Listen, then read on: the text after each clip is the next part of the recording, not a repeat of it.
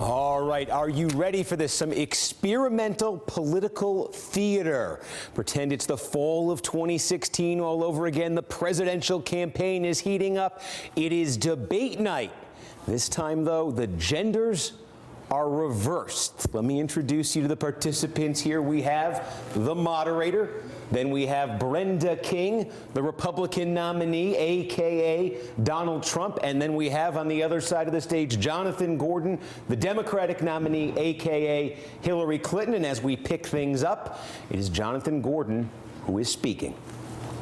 Well, I actually think the most important question of this evening, Chris, is finally, will Brenda King admit and condemn that the Russians are doing this and make it clear that she will not have the help of Putin in this election, that she rejects Russian espionage against Americans, which she actually encouraged in the past? Those are the questions we need to have answered. We've never had anything like this happen in any of our elections before. Well, that was a great pivot off the fact that he wants open borders, okay? How did we get on to Putin? Hold on. No, wait, hold on, because this could end up getting out of control. So just to finish on the borders? Yes. He wants open borders. People are going to pour into our country. People are going to come in from Syria. He wants 550% more people than Barack Obama, and he has thousands and thousands of people. They have no idea where they come from. And you see, we are going to stop radical Islamic terrorism in this country. He won't even mention the words, and neither will President Obama. So I just want to tell you, he wants open borders. Now we can talk about Putin.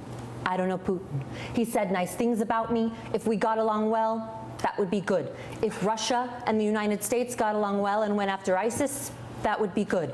He has no respect for him.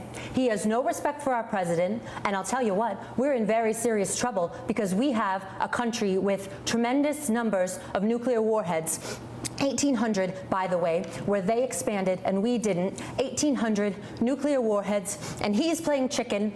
Look, wait. Putin, from everything I see, has no respect for this person. Well, that's because he'd rather have a puppet as president of the United States. No puppet. And it's pretty clear. You're the puppet. You won't admit that the puppet. Russians have engaged in cyber attacks against the United States of America, that you've encouraged espionage against our people, that you were willing to spout the Putin line, sign up for his wish list, break up NATO, do whatever he wants to do, and that you continue to get help from him because he has a very clear favorite in this race.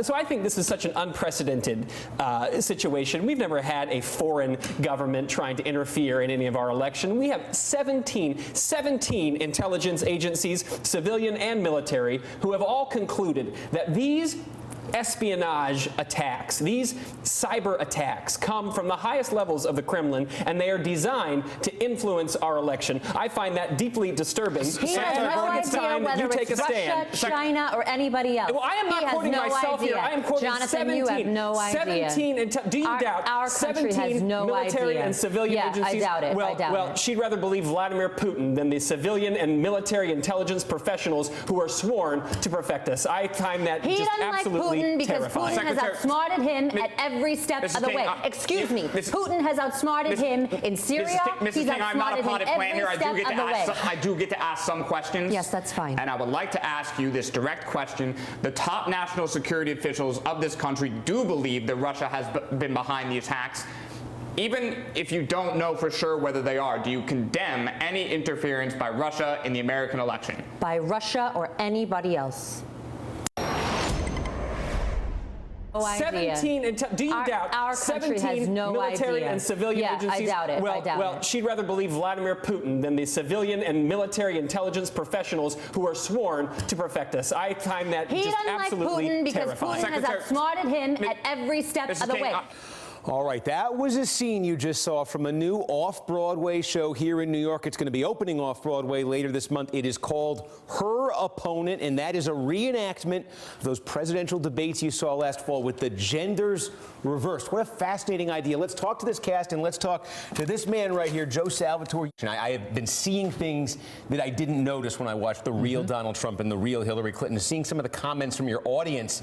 A lot of people say it seems the most common reaction is, now I get it. Now I know why he won. Yes, that's one of the most common things that we hear is people can see the technique that he used in these debates. People can see how he kind of lands his message repeatedly in very short, simple statements. Let me talk to the cast here. Rachel Tuggle Whorton, you're playing Brenda King. You're playing Donald Trump as a female candidate. Yeah. What did you learn about Donald Trump in the process? I learned that there are certain things that I can kind of tell when he truly cares about something. That I had trouble deciphering that when I was listening to him speak that message, but actually going back through and listening over and over and speaking his words, I think I've discovered a little bit of the moments where he really is talking about something he truly, genuinely cares about. How about on the other side here? This is fascinating. Daryl Embry, during the campaign, this was a delicate issue, I think, for people in the media to talk about, this issue of Hillary Clinton. Is she likable? The pushback you'd always get from her campaign is don't say that. There's gender issues there. And yet a lot of the reaction I'm seeing to this play from people who see it is they look at your character, the Jonathan Gordon character, and they say, unlikable. Yeah, they do. It's been kind of a fascinating thing for us to process that as well. I mean, I think as an actor, my job is just to do Hillary as Hillary did Hillary, and not think about is she likable or is she not likable, but this is the way she delivers this, and this is when she talks to the camera, and this is when she smiles, and this is when she laughs. What are some of the contrasts you see, though, playing her the way you are against a character like this? What are the contrasts that come clear to you? Well, one of the big contrasts is focus. Right, so in the debates that we're looking at, Hillary looks mainly at the camera or at the moderator, and only a handful of times does she make eye contact while she's speaking with Brenda King or Donald Trump. So that was an interesting thing for us. Whereas Brenda is always really giving the focus all the way to Hillary or to Jonathan the whole time.